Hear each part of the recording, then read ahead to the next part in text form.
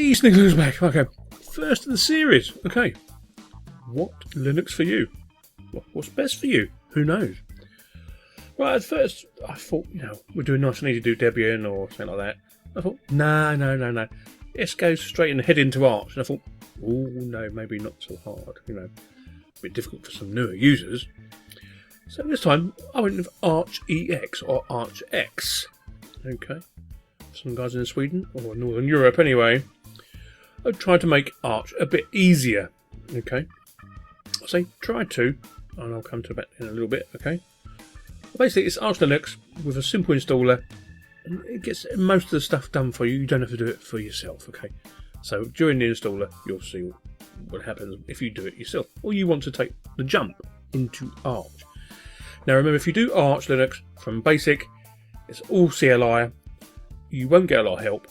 Okay, you have to be ready.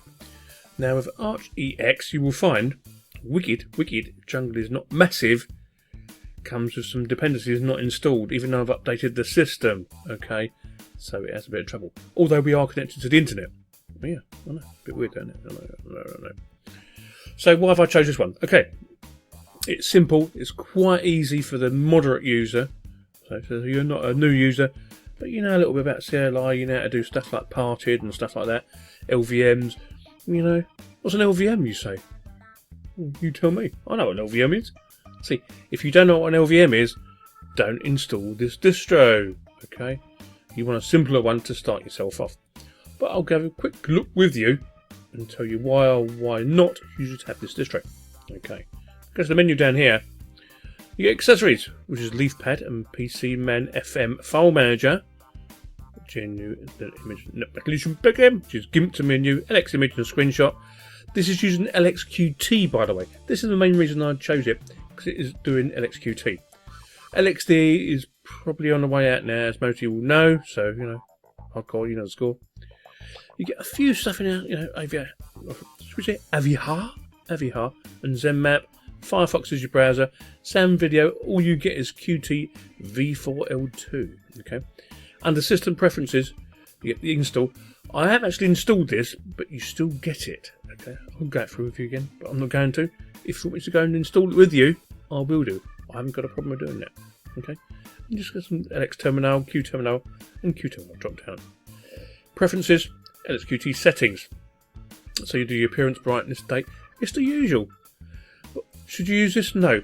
There is no GUI as when you install it. Installer for doing programs. It's all CLI. I know. So if you're not used to it, don't do it.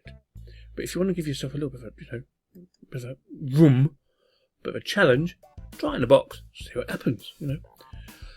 Normally the drivers will just auto configure. Yeah, it'll be the open source ones. Then you just go and get your own stuff. So as you see, it's from Xdon or ArchEX. So we click on ArchEX, you will see. There we go. Now they do know there is some problems, okay? So if I scroll down, and I come into these problems, by the way, when I was installing it, you'll get errors about your keys, okay? All these here, okay? And just run the following commands. So rm -, blah, blah, blah, blah, blah, blah, blah, blah, blah. It works. It does what it says on the tin. If you want yacht, yes, another user repository tool, do here. Yeah, but you need that if you want Chrome and stuff like that on Spotify. Okay, it is all here on their browser, so they have to give you a little bit of a hint on what you can do and what you can't do. But please remember, when you're installing stuff, you have to use Pacman. So you go Pacman SY to update system, or if you want to get, say, Abbey Word, you use Pacman. My useful program would be, say, Abbey Word, and that will install it for you. And that's all you get. Now, Arch or Arch-based distros, apart from Manjaro, okay, once you get them installed, they're perfect. But it's getting them installed to what you want it to be is the thing. Okay, that's all I'm going to say about this one. I'm going to hit these videos really short because we're going to have to go through quite a lot of distros. Okay, quite a lot. But if you're intermediate, this might be the one for you. Or if you're a hardcore user, you might want to give it a go and see what happens. But if you're new to Linux or a newbie, or you're just used to Ubuntu, only use this on a different machine or in VirtualBox. sneekylinux app. end of part 1. Bye bye.